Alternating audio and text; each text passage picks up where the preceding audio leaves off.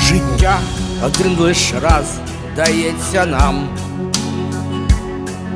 за мить все може зникнуть в небуття. Скажіть, кому потрібна ця війна? І як нам зберегти крихке життя?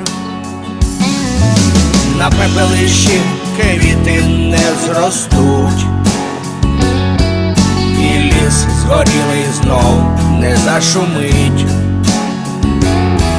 Дитячий неповторний крик нам не почуть, якщо зловісний дух війни не вбить. У кого право є порушить мир? Над мирними людьми вчинять розправу. Людське життя пекельний кидать вир.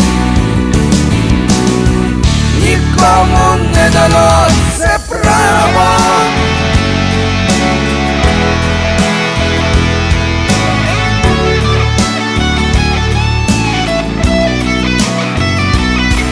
Ніхто із нас не буде відступать.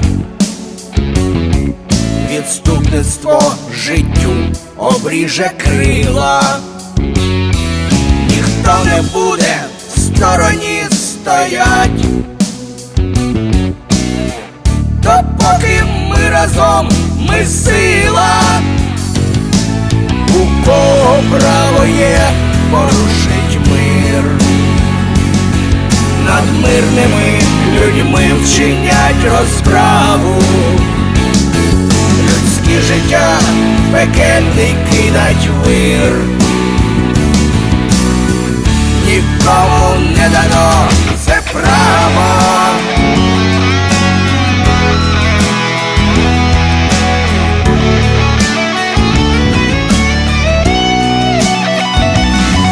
У кого право є порушить мир? Над мирними людьми вчинять розправу. Людське життя пекельний кидать вир.